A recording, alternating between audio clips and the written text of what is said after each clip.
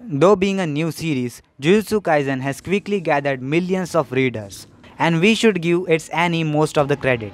What's more intriguing to know is that Jujutsu Kaisen has already notched more than 30 million copies in circulation, not sales. But what makes Jujutsu Kaisen a promising manga of the future?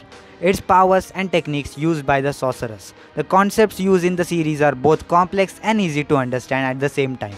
And the way complex subjects such as Infinity of Satoru Gojo and 7 by 3 attack of Kento Nanami are explained in such a way that it makes really easy to understand everything.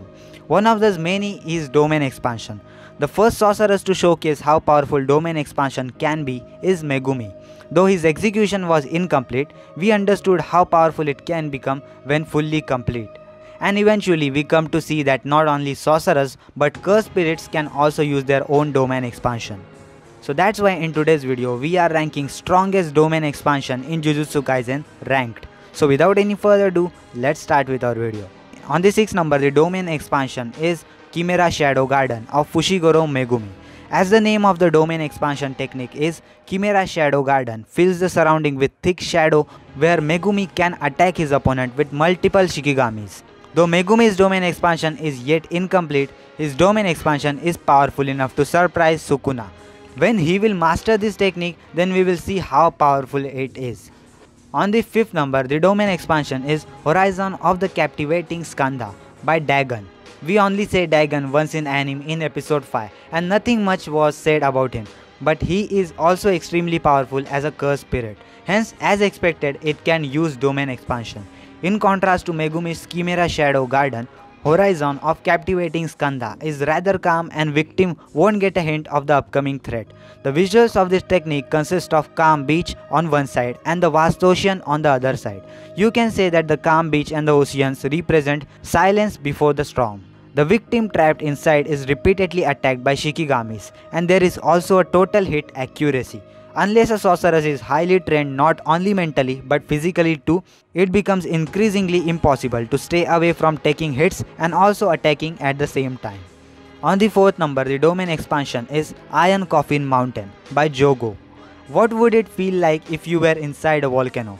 It's hard to even think because it's impossible to stay alive inside such a thing. That's the power of Jogo's domain expansion. In this video, as you can see right now, Jogo is using his domain expansion to defeat Gojo and Itadori. When they both were inside, Jogo accepts that both Gojo and Itadori were strong since most sorcerers would have turned to ashes until now. Yes, Jogo's technique was of course strong, but we all know what happened after that. On the 3rd number, the domain expansion name is Mahayana Prison by Mahito. Mahito's curse is terrifying enough even without using any extra effort. And when he uses Mahayana Prison, his power accelerates more than twice. He used his technique while fighting Nanami and also killed him almost, but Itadori intervened and Nanami was saved. Unlike Jogo, Mahito is intelligent and refrains from taking any actions that puts him in the back foot. While fighting Nanami, he was almost exhausted, but Nanami underestimated him and got himself into Mahayana Prison. On the 2nd number, the domain expansion is Malevolent Shrine by Sukuna. Sukuna is by far the strongest curse in history, whose story goes as far as more than 1,000 years. As for now, only Satoru Gojo is able to successfully counter his attacks. And we know that when a cursed spirit is feared for more than 1,000 years, his domain expansion will be nothing like any other curses. In the manga, he has unleashed Malevolent Shrine only twice, and the destruction is too much to handle even for a trained sorceress, let alone a normal human. If you are a manga reader and have already read the chapter where Sukuna goes all out, then you know what I mean. If you are an anime watcher, you have partially spoiled yourself now, but you can wait for it to be animated and just don't give a dislike just because of this. We manga readers are eagerly waiting to get these chapters animated. On the 1st number, the most powerful domain expansion is Immeasurable Void by Satoru Gojo.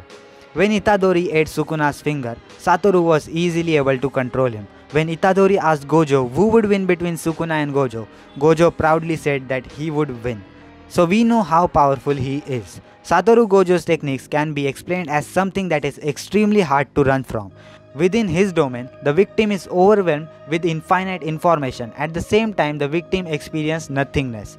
It's pretty hard to explain infinite void in words. For the sake of making it easy to understand, you can think of something as you know everything but at the same time you know nothing.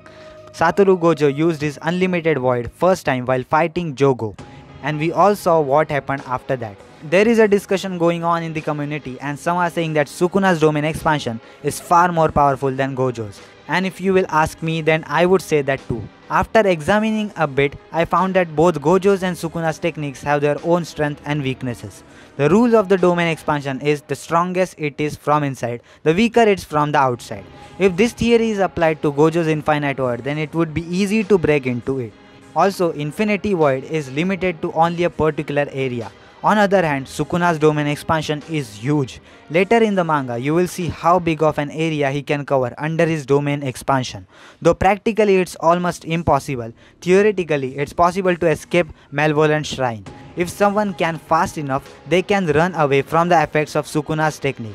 As of now, this is the only one solution I can think of. Hence, if we compare Gojo and Sukuna, then both of them have their own edges when it comes to the powers and techniques. Hence, that was all about the list of the most powerful domain expansion in Jujutsu Kaisen. There are more techniques waiting to get revealed later in the series, but for now, these are the known techniques.